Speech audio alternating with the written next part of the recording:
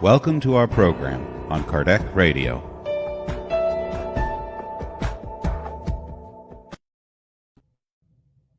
Hello, dear friends, and welcome to our weekly study of Genesis by Allan Kardec.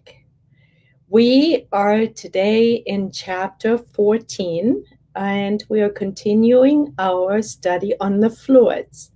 Last week, we talked about physical manifestations in mediumship, and today we will be moving on to obsession and possession, and we will be discussing items 45 through 49.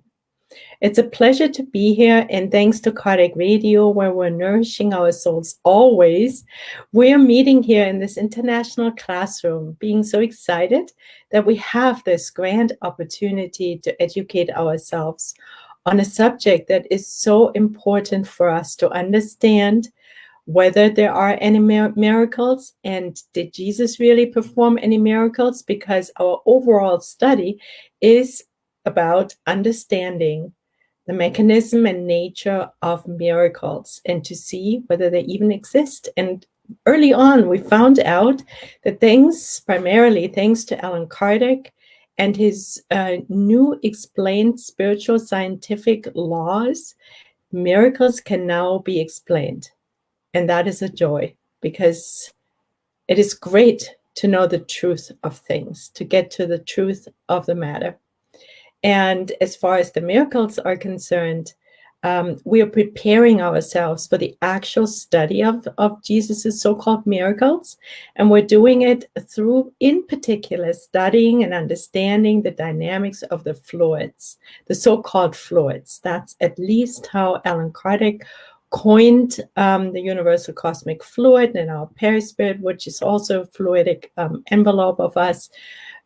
He coined these parts of matter, very fine matter, as fluids. Today, maybe we would be using a different term, but we're sticking with what Allan Kardec offered to us. So let us go to our PowerPoint. So I'm going to go ahead and share the screen, and then I will do a little tech check to see whether you guys can actually see our PowerPoint. Okay, let's see real quick how this looks.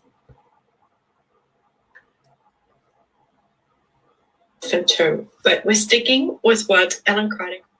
Okay, yes, it looks pretty good. Hello, Nora. I saw that you were here, but now I can't see. Thank you so much for joining. I can't see anyone else, but I will be saying hello later on, and I will be checking my phone to make sure that I'm not going to overlook any questions. All right, so just to go back real quick. Last week, as I said, we talked about the physical manifestations and mediumship, physical effects, mediumship. And there we learned that it is through the will, through the spirit's will, which is the manager of all the departments of our brain, of our mind, actually. So through the will, a spirit momentarily envelops an object and injects it with a fluidic atmosphere. And as a result of the spirit injecting an object temporarily with a fluidic atmosphere, it reaches a momentary vitality, which means it moves. And that vitality, that injection, the result of the injection of its fluid, neutralizes the effects of gravity. Consequently, we have phenomena like table turning, tables are raising above the floor, and wrappings and all kinds of other physical manifestations. So that's the mechanism behind it. And the spirit acts with its perispirit upon inert matter. So the fluidic injection it does into, let's say, a table comes from its perispirit. Then we also have a medium that either consciously or unconsciously adds their perispiritual fluids to the picture, and that further aids the table to move. And when a table floats in the air, it's not the spirit per se with his or her arms, with its arms actually lifting it. So it's a fluidic manifestation. All right, so then today we're going to talk about obsession and possession, a very important subject. If you like, you can follow along. We'll be starting on page 311, and it's item 45. We will be discussing items 45 through 49. Now, we're not going to read the whole entire chapter, but we're going to pick out the highlights and underlined with the PowerPoint. So you're warmly invited to study the chapter on your own, because it's so important for us to establish our own relationship with the subject matter, right? All right. Evil spirits swarm all around the earth as a result of the moral backwardness of its inhabitants. So this is really, the first sentence really sets the stage. So it's something that we need to be aware of 24/7. The fact that unevolved spirits are swarming all around the earth. And it is why it's really our own fault. It's because of our backwardness, because of our ignorance, law of affinity, right? So the malevolent action of such spirits makes up part of the calamities to which humankind is exposed on this world. So it's part and parcel of the suffering we're experiencing here. Obsession, which is one of the effects of this action, should therefore be regarded as a trial or an expiation and accepted as such. So it's important for us to know what obsession is all about. It's a trial and or an expiation. So it is something that we're learning from. And if it's an expiation, it's also linked to previous incarnations. So it does happen that we take our obsessors with us. We bring them with us because for some reason we haven't really done the work with each other. So we're still locked into each other, so to speak. So let us remember, evil spirits swarm all around the earth due to our ignorance. And it is their action on us that count for many of our calamities. And obsession is one type of this manifestation of malevolence. And obsessions are either a trial or an expiation and or both. So here's the definition of obsession. Allan Kardec says, obsession is the persistent action that an evil spirit exerts upon a particular individual. So it's the persistent action of an evil, or let's say ignorant spirit. I know that in the Spirits book, the spirits on high help us understand what evil actually means. They say ignorant, right? And often we understand that more clearly because evil can have like a religious, moralistic undertone. And we don't want to go there. We want to keep it really matter-of-factly. So it's ignorance. And I think we can all cop to our ignorance and then understand the ignorance of others as well, right? Because that's part of our work. So it's a persistent action of an ignorant spirit that is exerted upon a particular individual. Now, as a side note, are we ever the victims of obsession? No. Why are we never the victims of obsession? It is because we open the door to those spirits. It is the law of affinity that brings them into our sphere, so to speak. It is words, it's thoughts, it's feelings, it's words and actions that we've emitted either in the past or in our current moments, in our current times, that allow these spirits to flock to us. It's like we're setting the magnet of who we want to attract by what we're emitting. The mind stands as the mirror of life. It's the first sentence that Emmanuel starts off with in Thought on Life, the book by him. All right, so then let us continue on. When we go to Thought and Life that we just mentioned, there is a chapter, I think it's chapter 26 or 27 in Thought and Life by the Spirit Emmanuel through Chico Xavier that is dedicated to obsession. So this would be a warm recommendation to pick up that book and read that chapter too. We're just picking a couple of little nuggets out of it, but it's a very, very important study. So here he too says that it is repetitive images and the projections of these images repetitively, repeatedly, by one spirit on another. But we also want to say that it's not just one-on-one. It can also be in groups. Whole groups can be obsessed and whole groups can be obsessing. So that's really important to know, that it's not just only one-on-one, right? And another thing that's important, we often just think in terms of we are the obsessed, and as we already said, we're never the victim, so that's very important. But we also need to observe, are we obsessing anyone, right?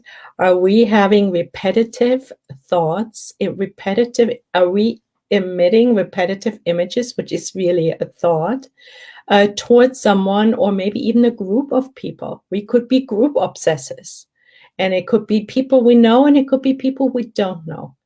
So this is, it's one thing to be obsessed, but if we're the obsessors, I venture to say that even we make ourselves more guilty. All right, so he says, obsession is repetitive image projections by a spirit or a spirit group towards another.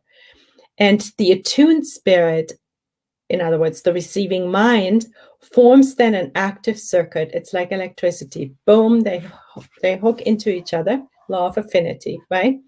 Next, after those repetitive images, come the words that consolidate the exchange.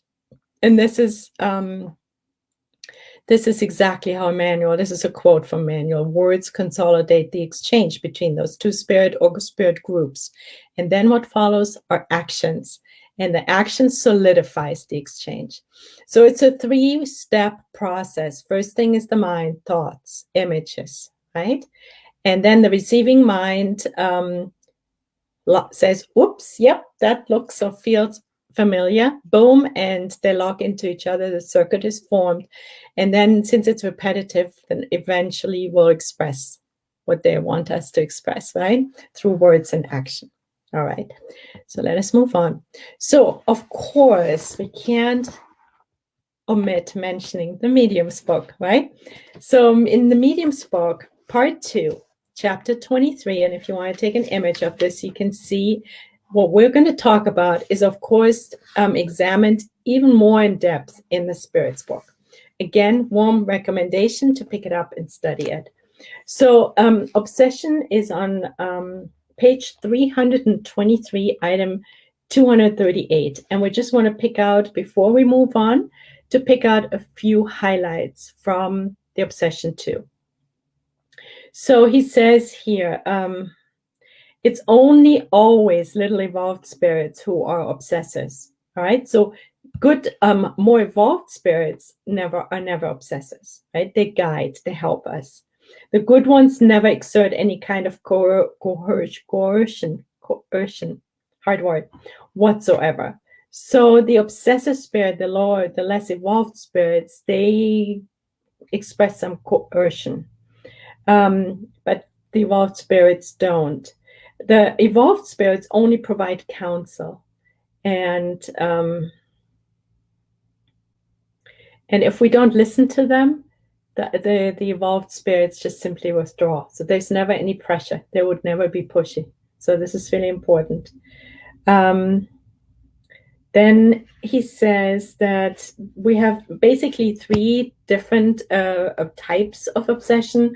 The first one is the simple obsession. That's the easiest one. We're going to talk about soon.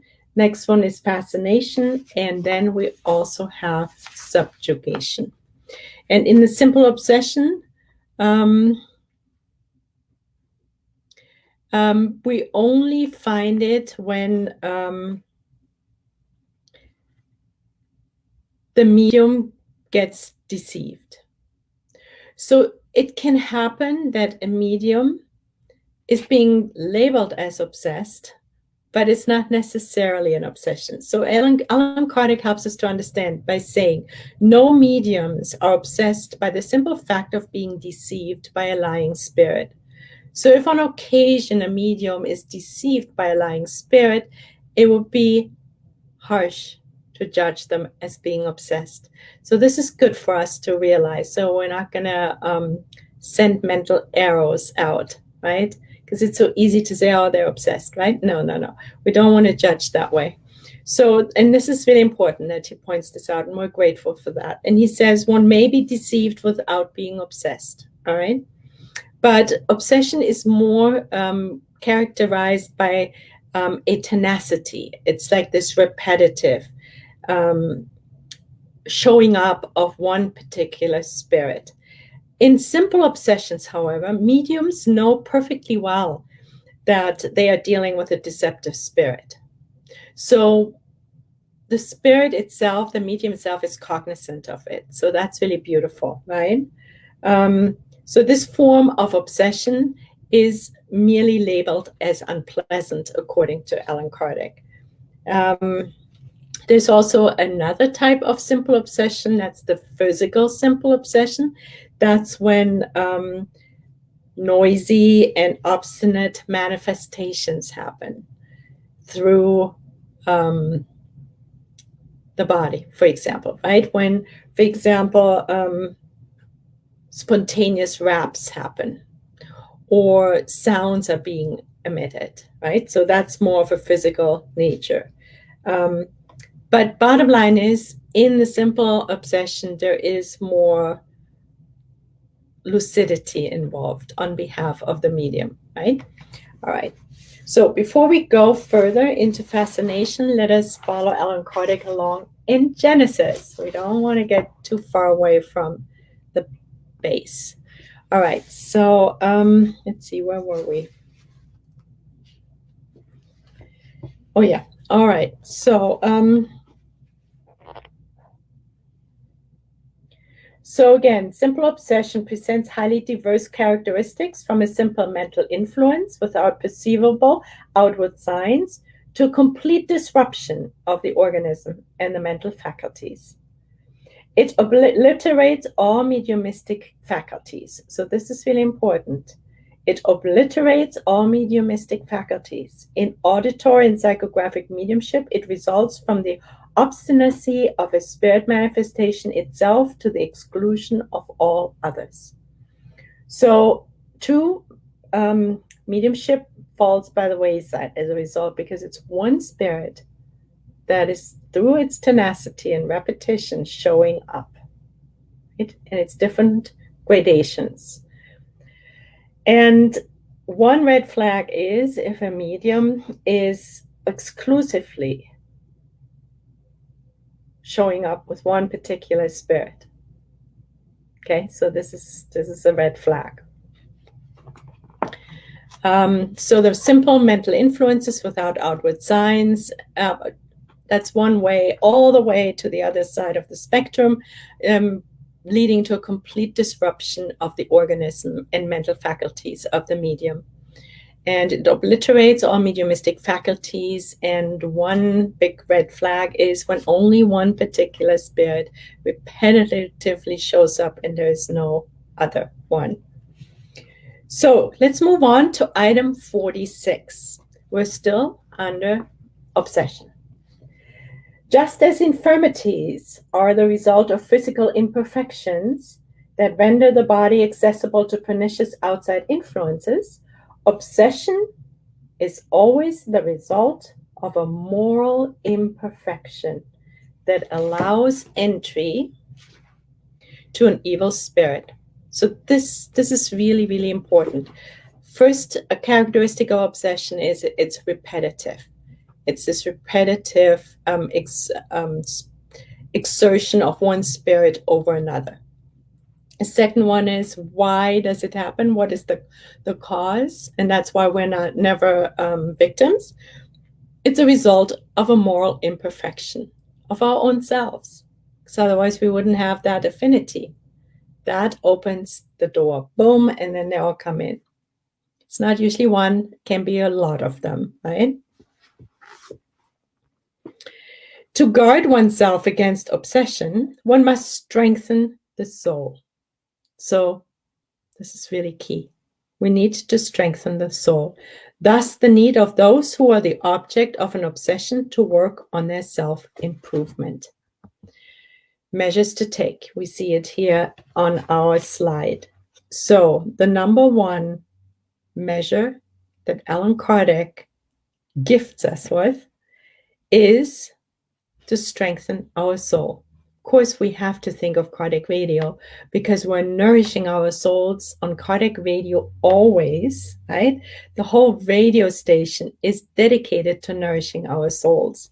So that's one particular beautiful strategy to tune into Kardec Radio and soak up and study and immerse ourselves in these edifying studies. But there's other ways too, of course. We can read, right? We can serve. There's many different strategies. But let's stay with the text.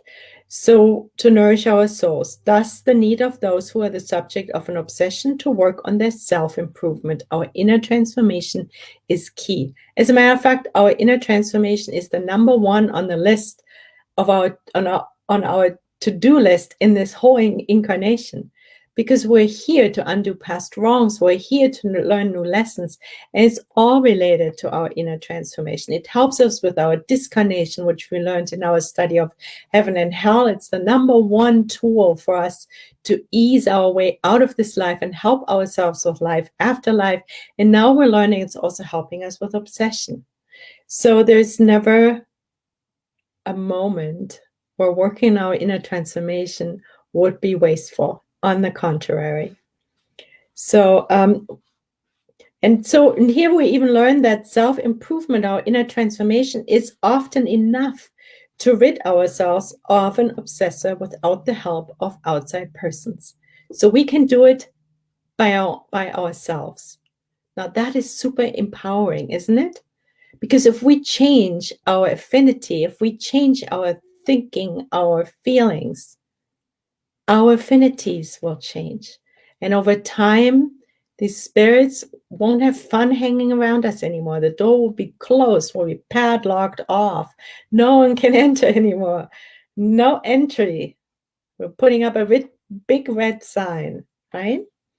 So, but such help, so there's cases when we need help, such help becomes necessary when the obsession degenerates into subjugation, which is the next level up. Or let's say fascination is the next one. Subjugation is, there's a gray zone, of course, but it's much stronger than obsession. All right. So then in subjugation and possession, those particular cases, that is when the patient or the spirit, the incarnate, loses his or her will and free will and then needs help. And we can logically understand that. When we don't have any free will anymore, when we not even are aware that it's not us who are making choices, we need help, right? Obsession is nearly always an expression of vengeance. So let's go back here for one more second on this slide. So this is another cause, right? We said earlier it's moral imperfection that allows the entry, but obsession is nearly always, so it's nearly always, that's a lot. An expression of vengeance taken by a spirit. It most frequently has its source in the relationships between the obsessed and obsessor in previous lives. And we said earlier, we often bring them with us because the obsessor spirit can't forgive, and we are somehow, with our vibration, are in tune with them. So part of our inner transformation has to include forgiveness, because again, it's not just that we are obsessed, but we also don't want to be the obsessors. We don't want to follow others around from lifetime to lifetime because we can't forgive, right?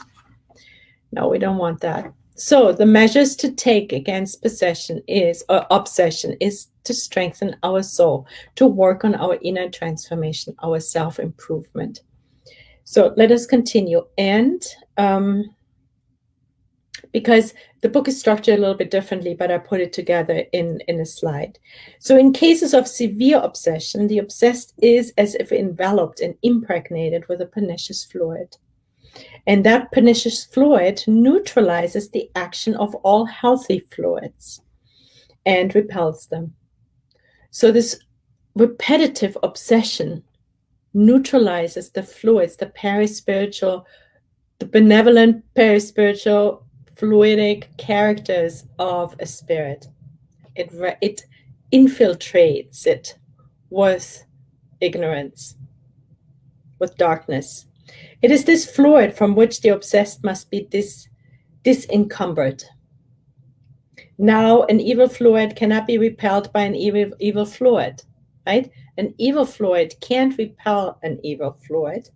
By means of an action identical to that of a healing medium, in cases of illness, it is necessary, however, to expel the evil fluid with the aid of what? How do we best expel the evil fluids, the ignorant fluids?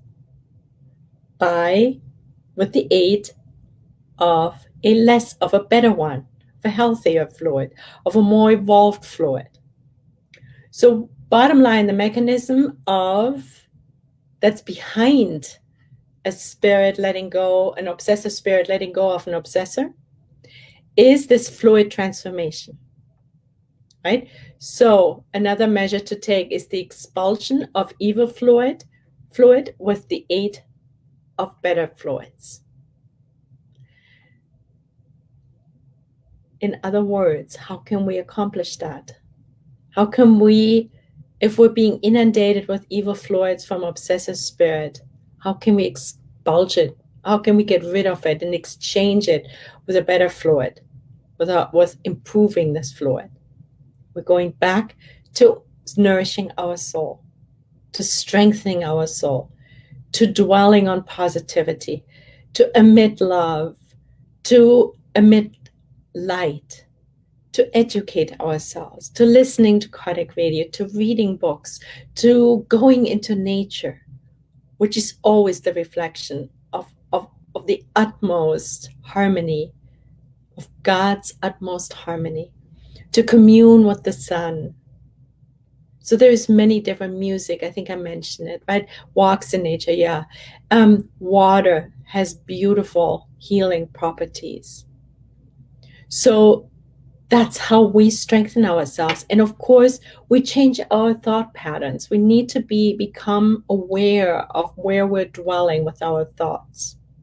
Very important, particularly these days, because often opening up the media or looking at social media or emails can bring our our thoughts and feelings down to a less evolved state. So how can we counteract that, right? Of course, prayer too. When you see it here, even in kind of red, but Allan Kardec will touch on that later. So this is the mechanical action, right? That the severely obsessed is impregnated with pernicious fluids that need to be neutralized by healthy fluids. And this neutralization aspect repels these fluids, or doesn't even let them in. If we're vibrating that high and we're in such high, beautiful, edifying thoughts and feelings, our perispirit works as a repellent, doesn't even let in those obsessive spirit, right? Those lower vibrational spirits. All right. It is necessary to awaken. So this is the mechanical action, but there is another aspect, and that is to assure deliverance of these evil, ignorant spirits. It is necessary to lead the perverse spirit to renounce its evil designs. And how do we do that? It's another action that's important. It is necessary to awaken in that so-called evil spirit repentance and the desire of the good. Together with the aid of skillfully guided instructions through particular evocations aimed at its moral education. So there's two sides to it, right? We're talking two spirits, the obsessor and the obsessed. So let's say we're the obsessed, we need to work on our soul improvement. But so does the obsessed ones. We're not the only ones in this mechanism, right? So that's why we have the disobsession work. That's why we have the rescue work in spiritist centers. Excuse me. Oh, no water in it. Because we're helping those obsessive spirits, those lower vibrational spirits, ignorant spirits, to dialogue, helping to turn them towards love, towards repentance, because repentance is the first step towards our regeneration. First step. Nothing happens unless we start repenting. It's this opening up of our hearts, seeing that we're on the wrong path. And then from there, we can take the next steps. Steps like expiation and reparation. And those steps you can find in Heaven and Hell, beautifully explained. Okay? So, let's see. So it's a two-way road, right? Both spirits need help. All right. Now, let us move on to fascination. It starts in item 46 and then continues in 47. So, what is fascination? The obsessed, seduced by the deceiving spirits, are deluded as to the qualities of their obsessor and take pleasure in the error in which they are immersed, because then, far from being of any help, they reject all assistance. Okay, so what are the components of fascination versus obsession? The obsessed, in the case of fascination, the obsessed is seduced by a deceiving spirit, and the obsessed spirit is deluded to the qualities of their obsessor. Wow, now they're thinking that all the information that they're being fed and that comes through them is actually of high quality. It's a complete delusion.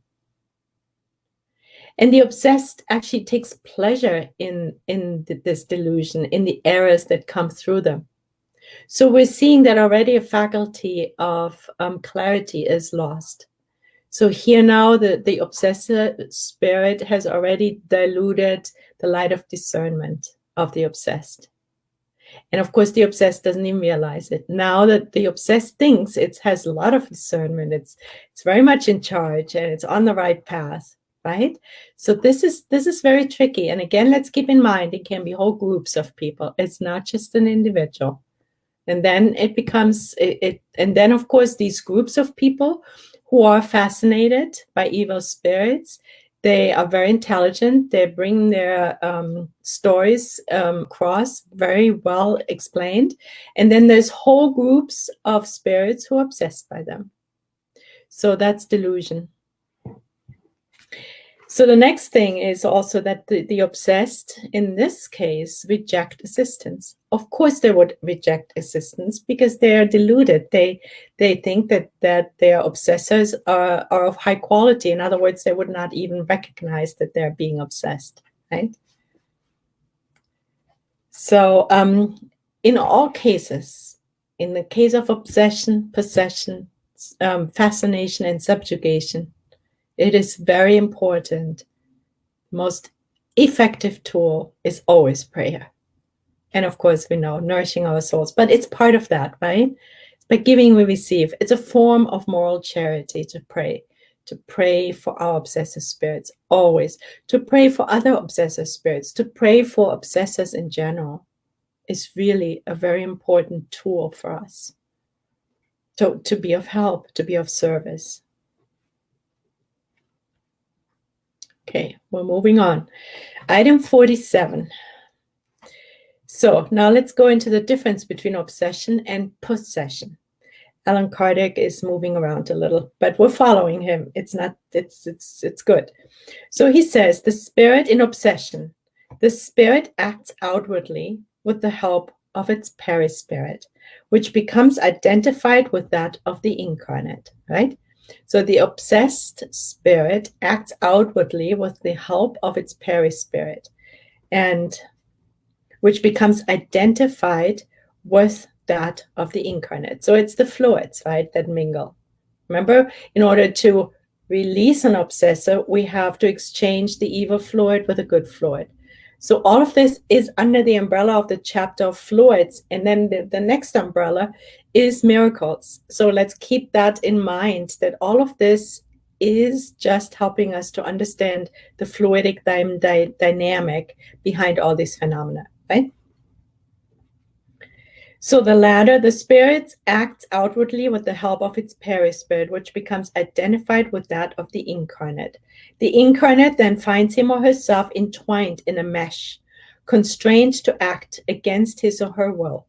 Either we're realizing it in a simple obsession sometimes, or we're diluted, like in fascinations. We don't even realize it. In possession now, instead of acting outwardly, the possessor spirit replaces, so to speak, the incarnate spirit. Wow. So the difference between obsession and possession is that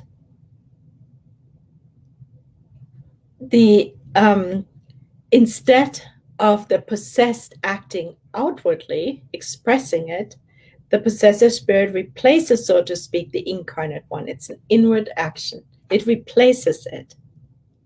But it's important to remember that the original spirit's cord is, of course, still connected to the body. So it's not like the spirit goes totally away from the body, but temporarily another spirit goes into the body. So it's possession. It's different. It chooses to make his or her body its home, but without the possessed person abandoning it for good. All right, so that's important, since such can happen only at death. So the cord is still there. Consequently, possession is always temporary and intermittent, because a discarnate spirit cannot permanently take the place of an incarnate one, since the molecular union of the perispirit and the body can occur only at the time of conception. So at the time of conception is the only time that a spirit links itself to a body, and that link stays until the moment of discarnation. So in the case of possession, the original spirit is still there. It's maybe, I don't know how to picture it. Maybe we can picture it to the side. Another spirit comes in and takes over. Okay? It replaces it temporarily. So it's a much deeper transformation, right? So I wanted to refer, so if you want to read more on that subject of possession, how that works, and that a possessor spirit can never replace an incarnate spirit for its whole entire incarnation, because the cord is still there, the connection is still there, please refer to chapter 11, item 18 in Genesis. It's further explained. So we've talked about simple obsession, and we talked about fascination. So let us go back to the medium's book for a moment here, because we talked about the simple obsession in the medium's book for a moment earlier on, and now we want to quickly go to fascination to understand it a little bit better. So we remember that fascination is this delusion of not happening to me, right? What I'm passing on is of good quality. Fascination paralyzes a spirit's capacity to judge the quality of their communication. Fascinated mediums do not believe themselves to be deceived. Those who think that this type of obsession can only touch simple, ignorant, and senseless persons are mistaken. So it's not just, simple, senseless people that this can happen to, mediums that can happen to. The most refined, educated, and otherwise intelligent individuals are not at all exempt from this kind of delusion. So it's really something to watch out for, right? We have stated that the consequences of fascinations are very serious. These spirits guide their victims, they become blind, and they can lead them to accept the most absurd doctrines and erroneous theories as being the sole expression of truth. So again, it's a one-on-one action, but it can also be whole groups that do that, right? And remember, the first sentence of this particular chapter, the possessor chapter, was that the evil spirits are rampant around Earth, right? So we need to be really careful of when we're educating ourselves and looking around the world, right? We have to really be discerning, to be really, I hope we're not subjugated yet. Let's hope. And hopefully we're not fascinated yet either. But it's just really important to raise our consciousness to that, right? So let's keep going. So these spirits, these fascinator spirits, must be skillful, cunning, and deeply hypocritical. They're wearing a mask and putting on a false appearance of virtue. Okay, hold on. He's referring to the mediums. They become skillful, cunning, and deeply hypocritical. They can only succeed at being deceptive if they impose themselves by wearing a mask and putting on a false appearance of virtue. Grand words such as charity, humility, and love for God serve as their calling card. But through it all shine signs of how little evolved they are, which only those who are fascinated cannot perceive. Their tactic is nearly always that of inspiring their mediums to avoid whoever might open their eyes. Thus, by avoiding any contradiction, they are always certain to be in the right. So those mediums avoid anyone who might point out any of this to them, because they're avoiding contradiction, because the spirits behind them want to avoid contradiction. They're always certain to be in the right. So those are some of the signs. So please go ahead and read about this, okay? Let's see, subjugation. Go back to our Genesis. Now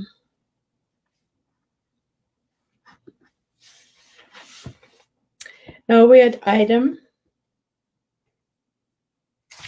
40. No, have we finished 48? Now we're getting all confused. I'm sorry, friends. I'm sorry. 40. Oh yeah, which. Oh yeah. So here, item 48. Obsession is always the act of a malevolent spirit. We said that already. Possession, on the other hand, can be the act of a good spirit who comes to speak, and in order to make a great impression on its listeners, borrows the body of an incarnate one who loans it voluntarily for such a cause. So this is also interesting. So possession was when one spirit replaces the other, the incarnate one, temporarily. So it doesn't always have to be an evil spirit, but in the case of obsessions, it does. When the possessive spirit is evil, things are otherwise. It does not borrow the body, it seizes it if its owner does not have the moral power to resist. Again, if you're wondering, can I do something about that? Or can that just happen randomly to me? No, we're always the ones in charge. We're opening the doors. And it's good to know this, to study this, so we can be on the alert, right? Let's see. So he says that many cases of insanity have no other cause as obsession, because of the different intensities that exist. Often, obsessions are accompanied by pathological disorders that are merely consequential. By making known the source of a part of human misery, Spiritism indicates the means to remedy it.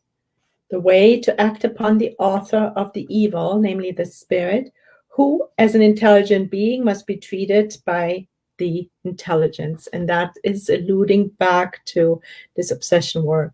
Or maybe as an example, we can also serve as guiding them, praying for them, showing them, interacting with them. Maybe if we're aware, we can actually converse with them too, right? But if we're at a point where we don't recognize it and we are part of a spiritist center, we see the importance of this obsession work, right? So then in item 49, he is telling us exactly what we mentioned already. Obsession and possession most frequently involve individuals, but at times they're epidemic. Whenever a cloud of evil spirits descends upon a locality, it is as if a troop of enemy forces has come to invade it. In this case, the number of affected individuals may be considerable. So it can be an epidemic. So the epidemic, when a cloud of evil spirits descends upon, say, Earth, right? And then the number of affected, of obsessed spirits or fascinated spirits can be huge. So for one moment, we want to go to subjugation because we had 3. As a matter of fact, Alan Kardec doesn't talk about it in this subject. He just talks about obsession, fascination, and possession, right? But let's just quickly touch on subjugation, which is another form, intense form of obsession. So a subjugation is a constriction that causes its victims' will to become paralyzed. So now the obsessed is paralyzed, making them act in spite of themselves. It is true bondage. So it's like the highest form, the most intense form of obsession.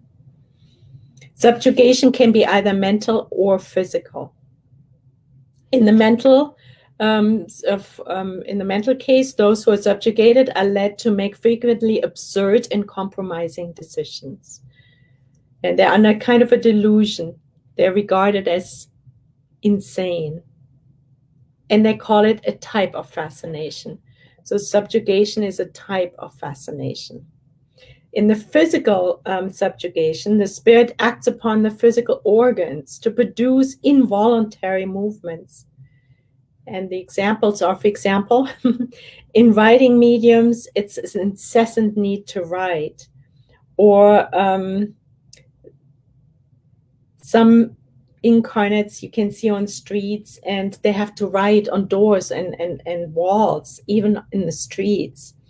Or the spirits who incessantly fall on their knees, and they bring an example of one spirit walking through, constantly proposing to another spirit, falling on their knees. So that would be a physical subjugation, right? So dear friends, it would be very interesting to study this chapter of obsession. It's chapter 13 again in the Medium's book, because it goes into further detail also on possession. But to summarize, so we know that obsession, we're never the victims, we're opening the doors. But, and the definition of obsession is the repetitive impact a spirit has on us. We allow it. We're opening the door due to our own ignorance. It's a law of affinity. Obsession often stems from previous incarnations because the obsessive spirit couldn't forgive. So now they're hanging on. And the other side is, of course, we need to guard ourselves against being the obsessors, following spirits around. Incarnates or discarnates. It can go in all directions, right? Two discarnates can obsess each other too. And a discarnate can obsess an incarnate and an incarnate, and an incarnate can also obsess discarnates. And it can be individually or in groups. It can be an epidemic. And then in the form of obsession, the obsessed spirit often still is lucid enough to realize it. How can we counteract it? Best way to do that is to nourish our souls, to work on our inner transformation, prayer, and the mechanism behind that is exchanging the evil fluids from the obsessive spirit with good fluids. And we do it via our inner transformation, our raising our vibration through prayer, through studying, through service, always being of service. Helps us. Warding off obsessive spirits to not even let them in. And once we have them, to help them to be released. And then in the form of fascination, the host, the obsessed, is delusional and thinks it's also great that comes through, and it shies away from any like, oh, look, there might be something off, because they don't want to be seen, the spirits. And of course, then the incarnate is part of them. So there is no discernment there anymore. And subjugation is even stronger. There's no more will left. It's obvious that in the simple obsession, we can still be actively expelling those spirits on our own.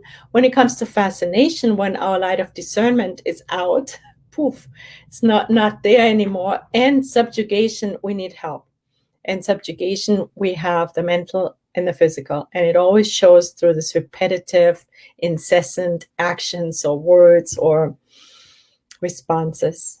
All right, dear friends, next week, exciting. We're getting closer to our miracles. We will be, let me see real quick, where's the page? We will be studying a new chapter, actually. We will be, yes, we're going to study miracles in the gospel. That's chapter 15. And the first subchapter will be the superiority of Jesus's nature. Oh, wow, we can't wait. That will be a beautiful chapter. We might also go into dreams and the star of the Magi, but we're definitely going to study the superiority of Jesus' nature. That's chapter 15. Dear friends, let me now get out and see whether you had any questions. Wow, I didn't even check. Here we go. So now let's go to comments. 6 comments. Wow. Mark, hello, dear friend. Thanks for joining. And Nora, thank you, dear friend. Thank you so much for being here. Teresa, thanks for being here. Luke Allen, and there is a Kardec Radio, 2 people. One is Teresa, I think. So lovely to have you guys. Thank you for joining. And let us just for a moment connect with God and just say thank you, dear God.